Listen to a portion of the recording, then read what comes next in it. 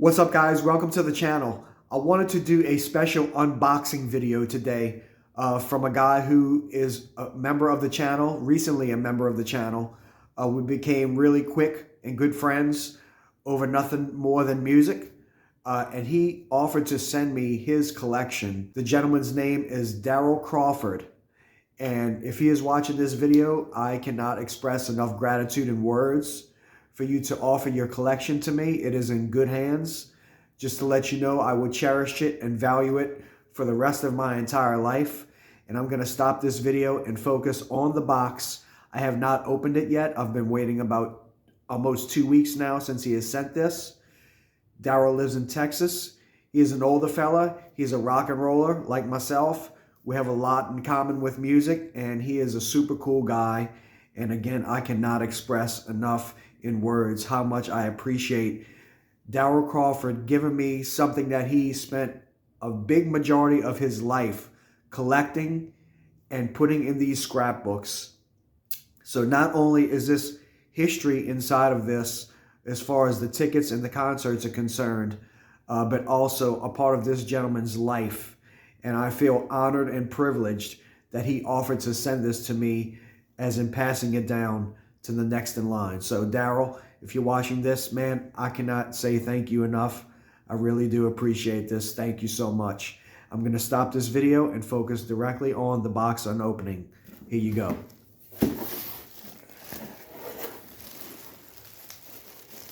Wow, look at this.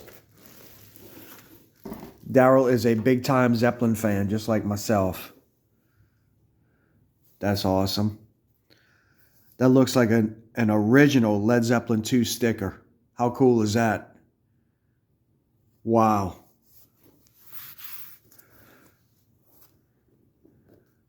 This is the first time I'm seeing this too, so I wanted to definitely video everything that I see for the first time. Swan Song. It's a postcard. That's awesome. Newspaper clippings. I did the same exact thing. Wow. I did the same exact thing. Look at this. Look at this. This is from 1979, Rolling Stone. Wow. That's from Nebworth. It's a newspaper clipping. Wow. And everything is in good shape. I mean, this stuff is preserved.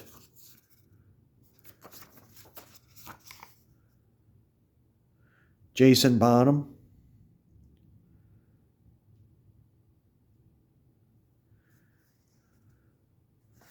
This must be his signature. Keep it up. Hello, Daryl. Keep it up. Jason Bonham with the symbol. Okay, I see it now. It took me a second to make that out, what that was. It's kind of scribbly, but maybe Jason Bonham was drunk at the time. Who knows? That's cool. Look at this. This is going to be a long video, y'all. I'm going to be very careful taking this stuff out, too, because, you know, it's been taken care of for a long time. Oh, my God. Look at this. This is from Rolling Stone 1976. Wow.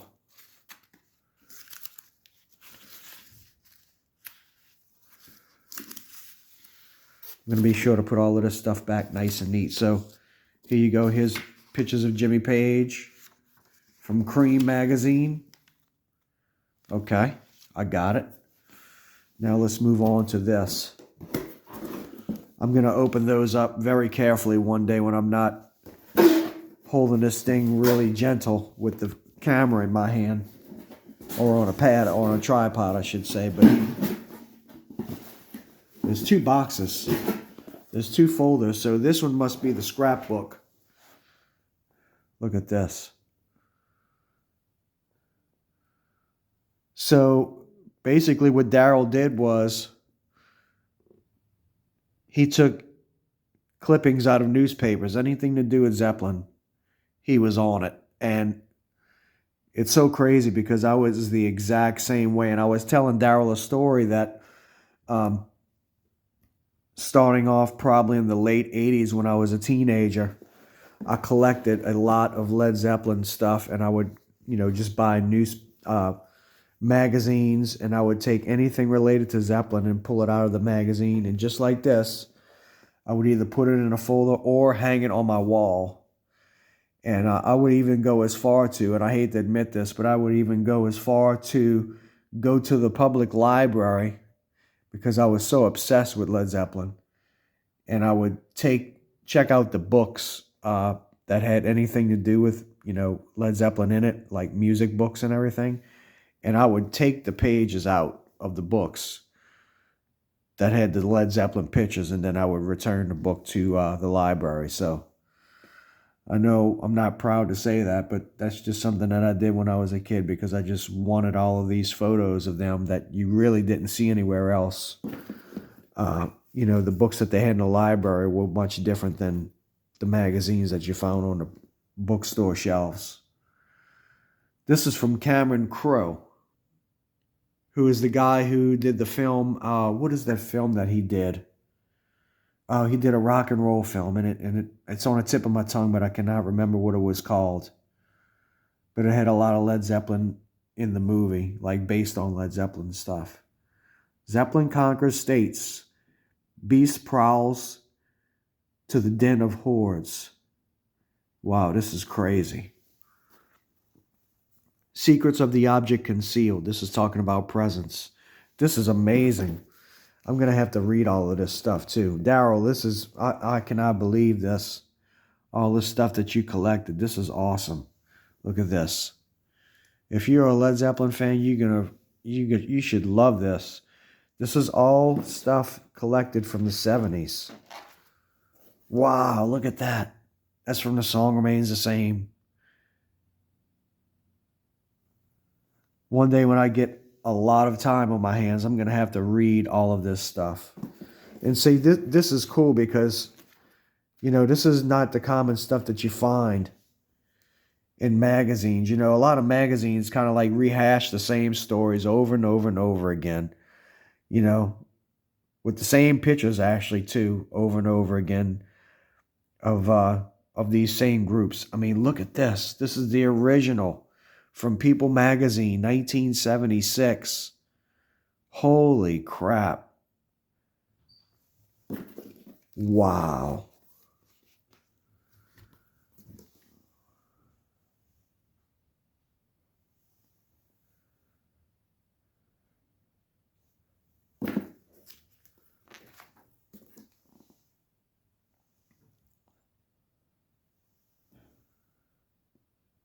This is amazing.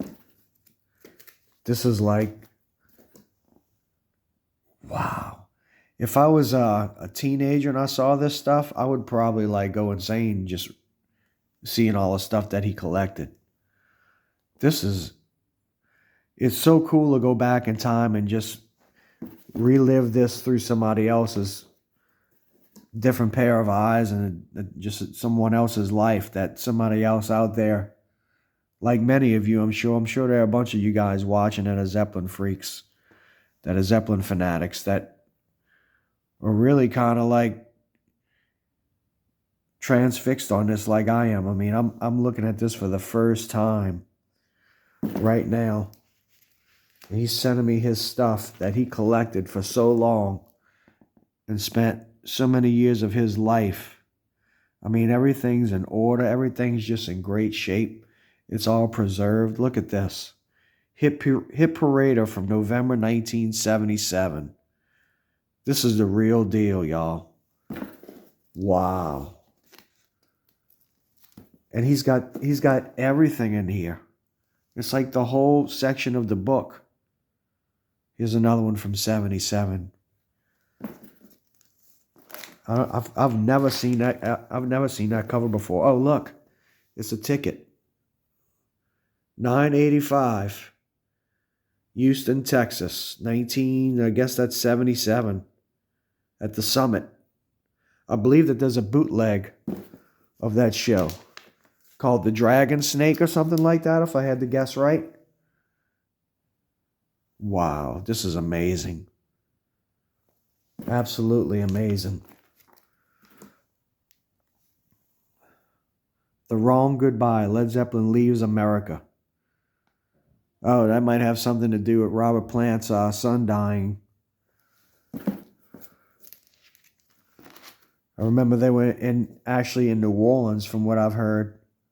As the story goes, Zeppelin was in New Orleans, and Robert Plant got the call that his son, his 5-year-old son, Karak, had a stomach virus, or that he was already dead. Yeah, that's what it was. He got the call saying that his son had died. And that was the end of Led Zeppelin in the United States.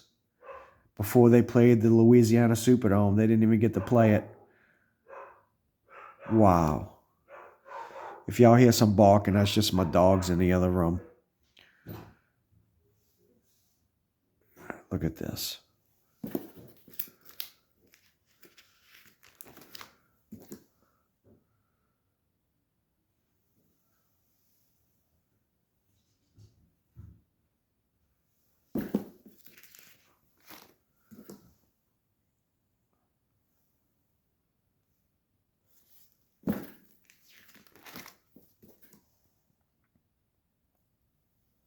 This is from March of 1980. Led Zeppelin remained unchallenged. This probably talks about the Nebworth gigs. I'd be interested to read that one day too. Look at the price, $1.25.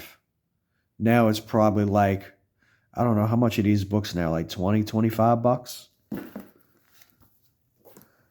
And back then, the stories were like the first copy of the stories, or the first told version of the story.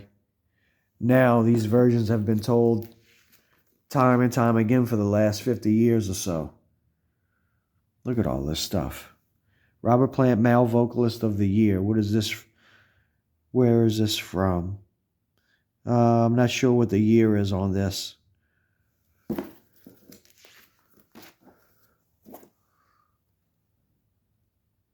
By David Frick.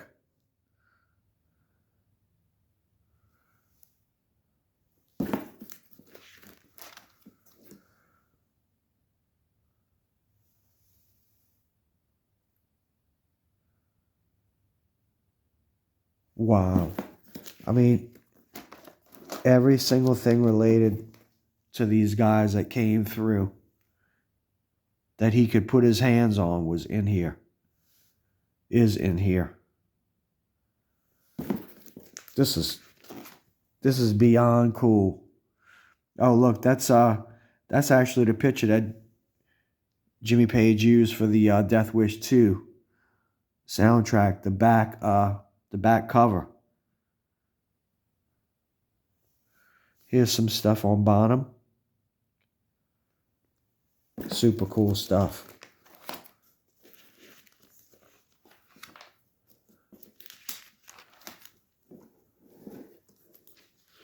Look at this. Look at this. Led Zeppelin drummer found dead. This is from Dallas Morning News paper, September 26, 1980. So the day Bonham died was on a Thursday. Thursday, September 25th. John Bonham, the 31-year-old drummer, which I believe he was 32, for one of the world's most popular rock bands, Led Zeppelin, was found dead in bed Thursday, here you go, at the English home of the group's lead guitarist, according to police reports. Bonham's death was accidental, according to the Dallas-based production company working on a planned Led Zeppelin U.S. tour scheduled to begin next month, although the statement released by the band's record company did not specify cause of death. Wow. Unbelievable. And that is truly the day that the music died. Y'all got to excuse my my throat's kind of hurting me. I got probably getting sick. Zeppelin drummer Bonham found dead. Wow, was that sad? I can only imagine. I can only imagine living through that and seeing that happen. Like, as an older fan, I was just a kid at the time when that happened. I wasn't even aware of who Led Zeppelin were yet. I was 6 or 7 years old. Rock World Mourns Zeppelin's John Bonham. Look at that. See, that's the kind of stuff that you don't see in news articles anymore. This is amazing.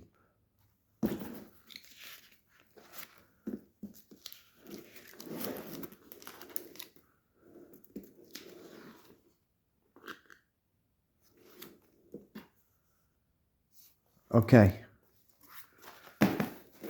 Now we're going to go on to book 2. That was book 1. All Led Zeppelin stuff. Here's book 2.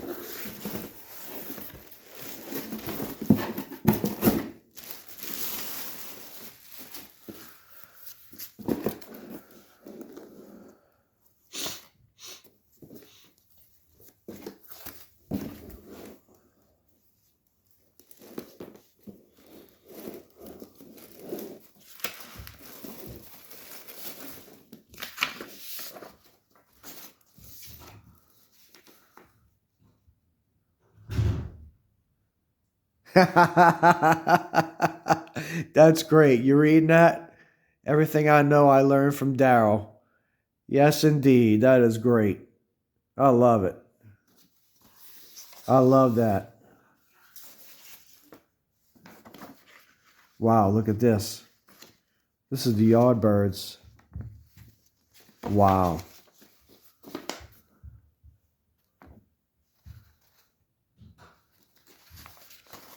I'll be sure to put that back where it goes.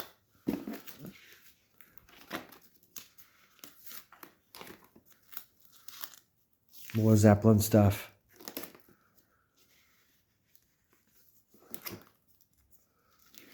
Wow. Look at this.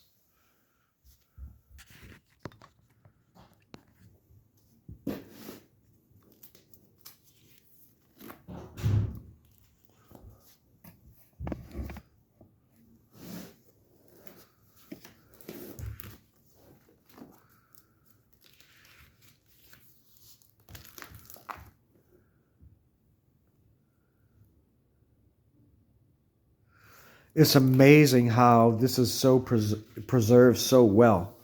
Look at the ticket stubs. Look at this. Here you go.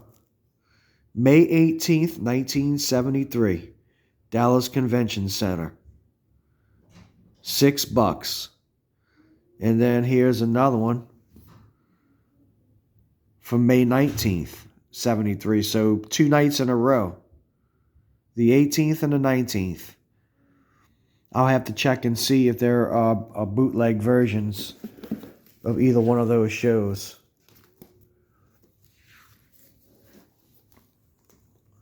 See, this is a famous picture. I have this in a postcard. When I talked with Dave Lewis, who ran the Zoso magazine publication for many, many years. I had discussions with him, and that was back in the day when people used to write handwritten letters to one another versus the internet, because there was no availability yet of the internet. There was no such thing. He sent me a postcard like this and wrote me a letter on the back of it. So that's why I know that this picture's been around for a while, because they made postcards out of it.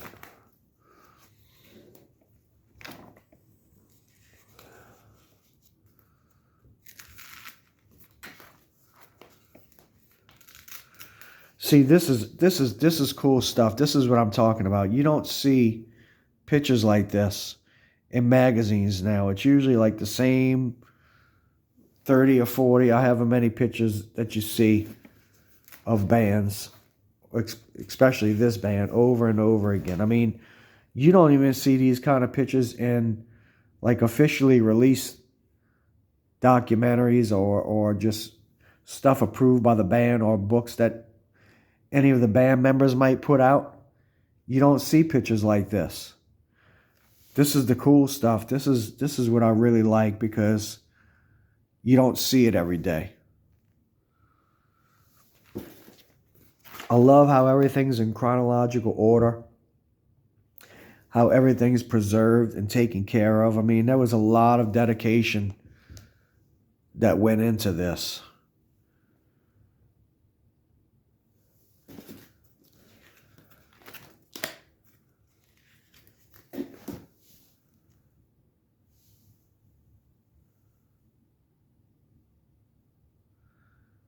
Pages invariably manifested an almost pathological concern for balance in Zeppelin's oral and visual presentation.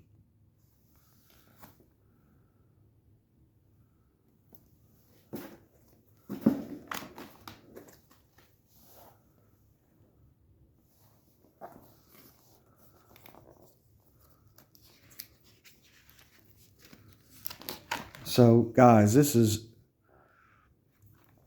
beyond cool. This is beyond cool. If you're still watching this, if you've tuned in this long, that means that you're a Zeppelin aficionado, a Zeppelin fanatic. Now, see, this picture's been shown a lot. You know, that's what I'm talking about. Pictures like this are like rehashed. Every time you open up a magazine, you see the same pictures, but all the other stuff so far has been pretty good, as far as like stuff you don't see every day. Look at this. 6 months go by very quickly when you're a genius. I've never heard him say that. Possibly the most socially outgoing of the members of Led Zeppelin, Robert Plant is a dreamer, a philosopher, a wanderer, a comic, a presence. To know him is to be reminded of storybooks when knights on white horses went dashing around doing all sorts of heroic acts. Robert Plant would be the first to admit that he fancies himself this way, but it rings true. I have to agree with that.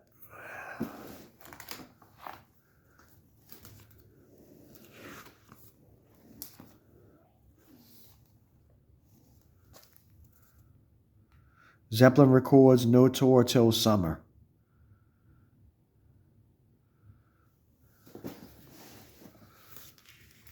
Daryl, my friend, you are one amazing guy. Look at this. July 77. Queen, Genesis, Ted Nugent, The Kinks, Zeppelin, They're Back. Pink Floyd, Fear on the Farm. ELO and Television. And Kiss, Color. Must be a Kiss poster. Here's one from May 76. Look at that. Unbelievable.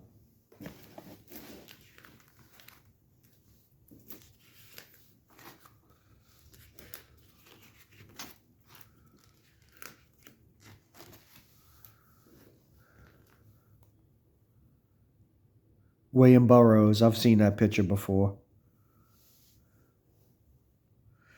But all of this stuff, like, you know, this is taken from the concert. You know, somebody's posting this to a newspaper from the concert itself. That's cool.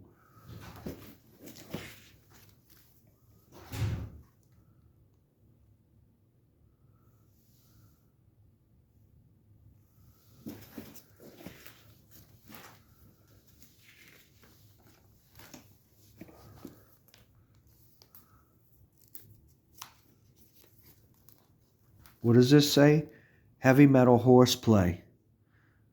What started out as a little horseplay between rock heavyweights turned into a free-for-all with punches flying between members of Led Zeppelin and Mott the Hoople backstage. After a recent Manhattan concert. What was it all about? Apparently one of the boys got a little heavy-handed with his horsing around, that's all, said Mott's manager. It was no big deal. Oh, I wonder what that was all about. I never even knew about that happening. Huh, that's crazy. See, you find out all kind of little things little cool little facts and stuff that you don't know unless you were kind of like collecting this stuff at the time. So there you go. That's one on me.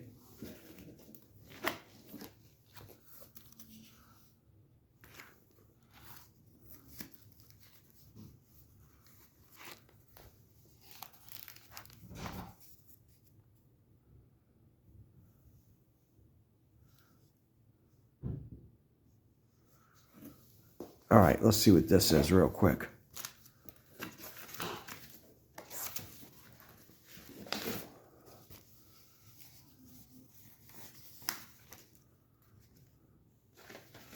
Okay, yeah, it talks about them.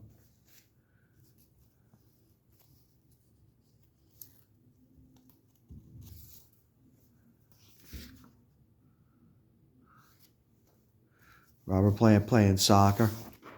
Wow, he's got everything. Look at this. Led Zeppelin Ravages America. Now, I like this. This is neat. This is from March of 1975. Wow. Look at that. Look at that.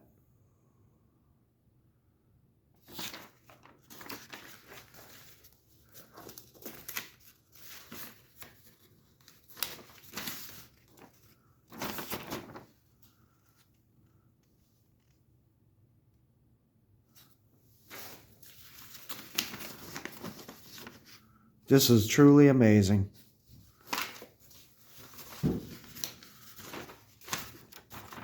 Mr. Darryl, this is something else. All of this stuff. It really reminds me of pretty much the same thing that I was doing when I was young.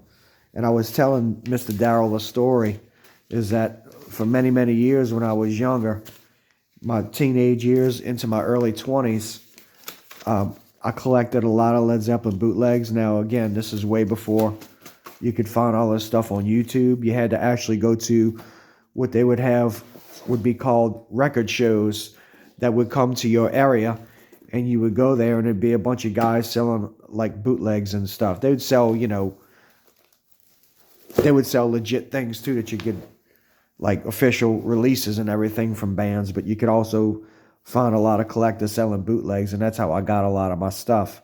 And I also had a binder like this that were full of ticket stubs, and I had them in order from all of the concerts that I went to.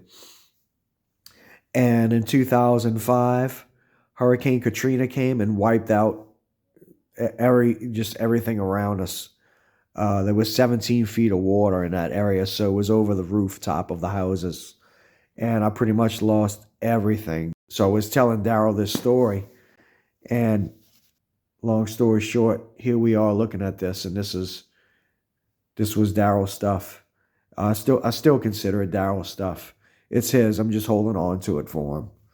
And I just wanted to show you guys this amazing, amazing collection of Led Zeppelin collectibles and artifacts and memorabilia.